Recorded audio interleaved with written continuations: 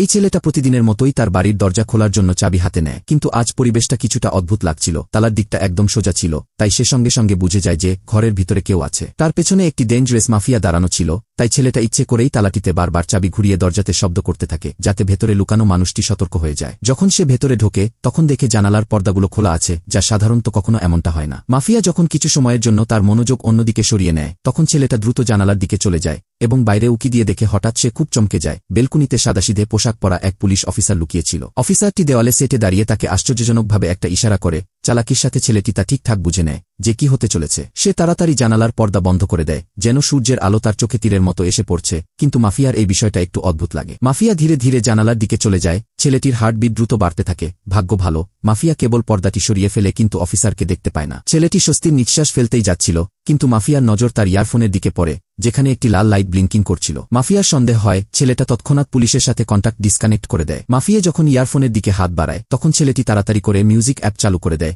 এবং একটি pop song start করে। মাফিয়া তার কাছ থেকে মোবাইল চাইতে থাকে। ছেলেটি এক সিক্রেট অপারেটিং সিস্টেমের মাধ্যমে সব কল হিস্ট্রি মুছে ফেলে। এখন তার উপর থেকে মাফিয়ার সব সন্দেহ চলে যায়। যখন মাফিয়া ঘুরে দাঁড়ায়, তখন ছেলেটা একটা ছোট কাঠের বাক্স উল্টে তার মধ্যে লুকানো পুলিশি মাইক্রো লিসেনিং ডিভাইস বের করে নেয়। পরে যখন মাফিয়া তাকে গাড়িতে নিয়ে যায়, তখন ছেলেটা চোখে কোবা লাগানোর ভান করে আবার সেই ইয়ারপিসটা কানে পড়ে নেয়। এখন সে আবার পুলিশের পর্যবেক্ষণে চলে আসে, কিন্তু যখনই তারা গ্যাংয়ের গোপন আস্থানায় পৌঁছায়, তখন ভিতরে ঢুকতেই স্ক্যানিং ডিভাইস দিয়ে তাদের পুরোপুরি চেক করতে শুরু করে। ছেলেটা ভয় পেয়ে যায়। ঠিক তখনই একটা অ্যালার্ম বেজে ওঠে। স্ক্যানার মাফিয়ার পকেটে লুকানো একটা বাটারফ্লাই ছুরিকে ডিটেক্ট করে। সিকিউরিটি তাকে ভালোভাবে আমলে নেয়। আর এটাই ছেলেটার জন্য একটি বড় সুযোগ ছিল। যখন সবাই তার দিক থেকে মনোযোগ সরিয়ে নেয়, তখন আস্তে করে সেই ইয়ারপিসটা কান থেকে বের করে পাশে থাকা একটা অ্যাকুয়ারিয়ামে ফেলে দেয়। এইবারও সে বাল বেঁচে গেল। এখন সে গ্যাং লিডারের সামনে একা দাঁড়িয়ে, পুলিশের সঙ্গেও সকল প্রকার যোগাযোগ বিচ্ছিন্ন। এখনই ছেলেটা একেবারে পুরোপুরি একা। আগে কি হতে চলেছে জানতে চ্যানেলটিকে সাবস্ক্রাইব করে কমেন্টে পার্ট 2 লিখুন।